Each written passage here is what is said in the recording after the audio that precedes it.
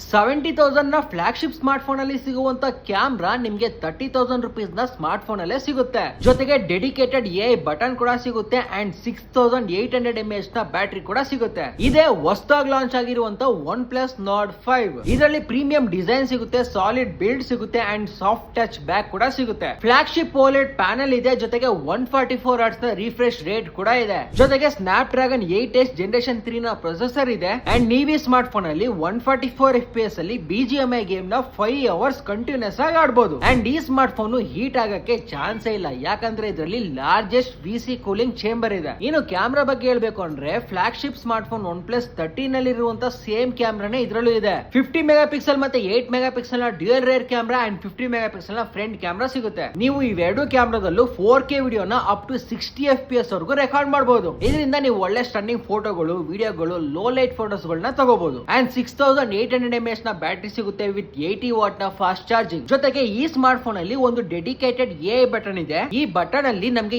ಎಲ್ಲಾ AI features ಗಳು ಸಿಗುತ್ತೆ. AI ಅನ್ಬ್ಲರ್ ಆಗಿರ್ಬೋದು, AI ಸಮ್ಮರಿ ಆಗಿರ್ಬೋದು, AI ವಾಯ್ಸ್ ಸ್ಕ್ರೈಬ್ ಆಗಿರ್ಬೋದು, AI ಎರೇಸರ್ ಆಗಿರ್ಬೋದು, ಎಲ್ಲ ಕೂಡ ಇದರಲ್ಲಿದೆ. ಅಂಡ್ ಇವೆಲ್ಲಾ ಫೀಚರ್ಸ್ ಇದ್ರೂ ಕೂಡ ಈ ಸ್ಮಾರ್ಟ್ ಫೋನ್ ನ ಪ್ರೈಸ್ 30,000 ರುಪೀಸ್. ನಿಮ್ಗೆ ಈ ಸ್ಮಾರ್ಟ್ ಫೋನ್ ಬಗ್ಗೆ ಏನ್ ಅನಿಸ್ತು ಅಂತ ಕಮೆಂಟ್ ಮಾಡಿ ನಮ್ಗೆ ತಿಳಿಸಿ.